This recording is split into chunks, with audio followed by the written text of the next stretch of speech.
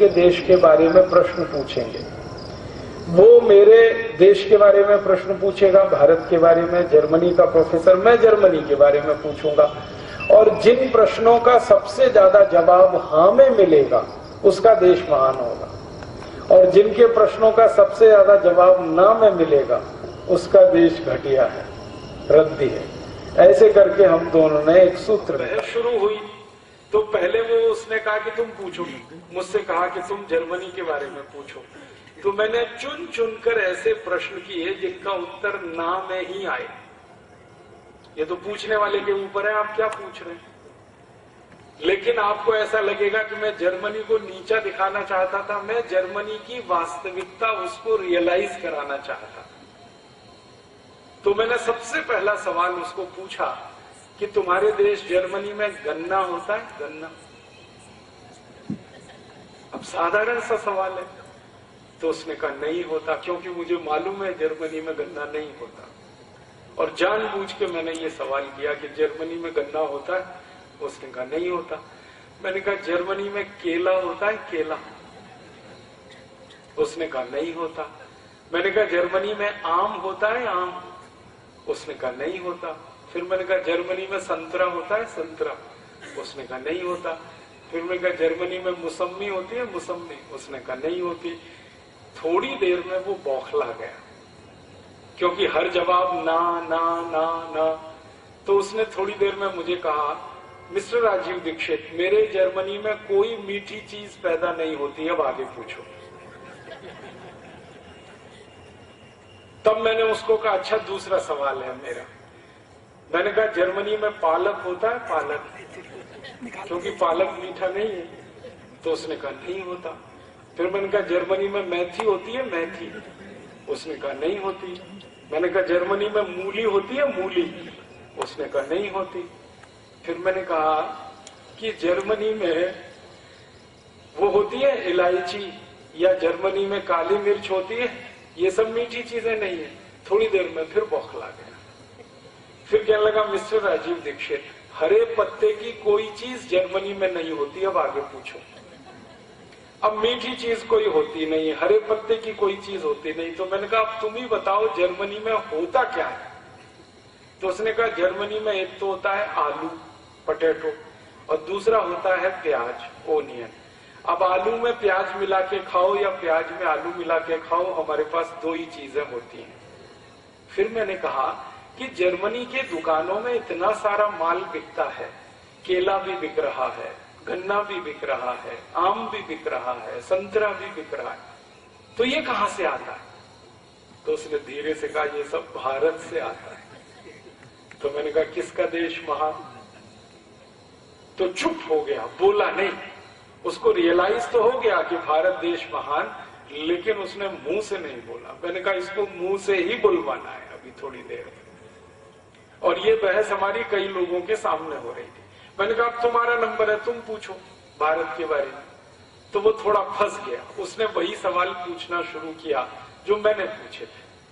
उसने कहा भारत में गन्ना होता है? मैंने कहा भैया उत्तर भारत, दक्षिण भारत, पूर्वी भारत, पश्चिम भारत, मध्य भारत, पूरे भारत में गन्ना होता है। और भारत में 6,38,365 गांव हैं, इनमें से 4 लाख गांवों में गन्ना होता है। और भारत में एक गन्ना बहुत मोटा होता है, एक गन्ना बहुत पतला होता है, एक काला गन्ना होता है, एक लाल गन्ना होता है, एक हरा गन्ना होता है, एक थोड़ा सा पीले रंग का गन्ना होता है। 2550 जातियों का गन्ना इस देश में होता है। अब बोलो। तो कहने लगा आई कांट बिलीव इट। मैंने कहा ये तुम्हारी प्रॉब्लम है, मेरी नहीं। तुम्हें भरोसा नहीं है तो ये तुम्हारी समस्या है। अगर तुमको भरोसा करना है तो तुम भारत आ जाओ और घूम लो और तो पता कर लो कितनी जातियों का गन्ना होता है। फिर उसने दूसरा सवाल पूछा केला होता है भारत में? मैंने कहा केला ही केला होता है।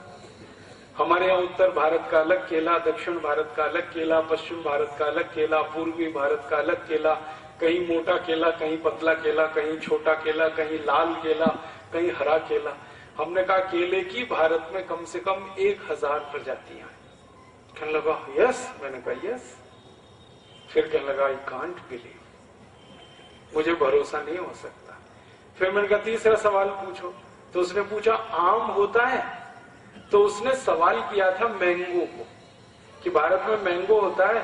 मैंने कहा मैंगो तो एक शब्द है, हमारे यहाँ तो मैंगो की जातियां 5000 से ज्यादा है। लंगड़ा है, चौसा है, दशहरी है, तोतापुरी है, कलमी है, ऐसी 5000 जातियों का आम है भारत में। और मैंने उसको कहा, जिस पर उसे भरोसा नहीं हुआ, मैंने कहा दिल्ली हमारे यहाँ की राजधानी है, वहां से 180 किलोमीटर दूर हरिद्वार है, दिल्ली हरिद्वार के बीच में 500 जातियों का आम होता है, इतनी दूरी में, खाली 180 किलोमीटर। और भारत में 3 लाख से ज्यादा गांवों में आम होता है। तो ऐसे उसने जितने भी सवाल पूछे तो उसमें वो हार गया, मैं जीत गया। फिर हमारा भारत महान, उसका जर्मनी महान नहीं। तब उसने अंत में कहा कि मैं भारत देखना चाहता हूं। मैंने कहा कभी भी आओ, देखने के लिए कोई मुश्किल नहीं, आने जाने की कोई प्रॉब्लम है तो हम भारतवासी तुम्हारा टिकट बना देंगे, तुम आ जाओ कभी भी। वो आया, भारत में 3 महीने की छुट्टी लेके आया, 3 महीने का वीजा मिला और हमने उसको भारत में उत्तर दक्षिण पूरब पश्चिम सब जगह घुमाया और उसको एक डायरी और पेंसिल दिया था कि जो जो तुम गाँव में देखो कि यहाँ क्या होता है उसको नोट करना। जब आखिरी में वो वापस जाने लगा तो मैंने कहा तुम्हारी डायरी में क्या नोट किया है तुमने? तब उसने कहा कि भारत के एक एक गांव में 2000 से ज्यादा वस्तुएं पैदा होती हैं, जो मैं पहले विश्वास नहीं कर सकता।